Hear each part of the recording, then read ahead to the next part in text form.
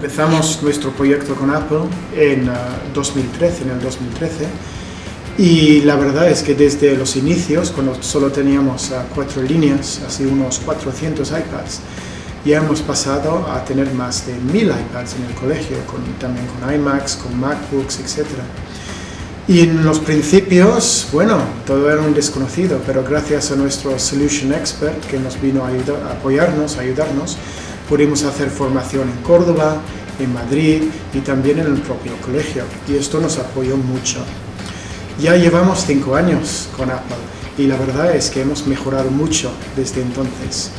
Ahora hacemos formación de forma anual con nuestros profesores, los profesores nuevos y también los profesores que ya están en el colegio, y intentamos buscar la formación necesaria para ellos. También hacemos formación para los padres de forma anual. De esta forma los padres nuevos y también los antiguos, si lo quieren, pueden venir a nuestra formación y pueden saber, por ejemplo, cómo manejar ajustes, cómo funcionan los cursos de iTunes U que hacemos, las aplicaciones que utilizamos como Pages, Keynote, iMovie, etc.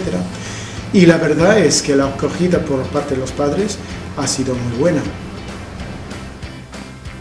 En el 2015 también me dieron el reconocimiento de ser Apple Distinguished Educator, y esto nos ha apoyado mucho como centro, porque siempre estamos la última, siempre sabemos lo nuevo que va a salir, y entonces como centro podemos avanzar.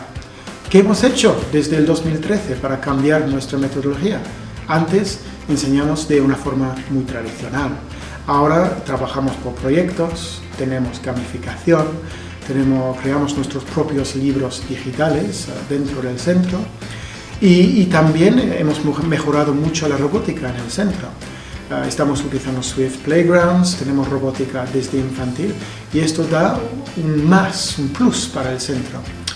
Lo que hemos visto a lo largo de estos 5 años ha sido el gran apoyo que nos da Apple en cada momento.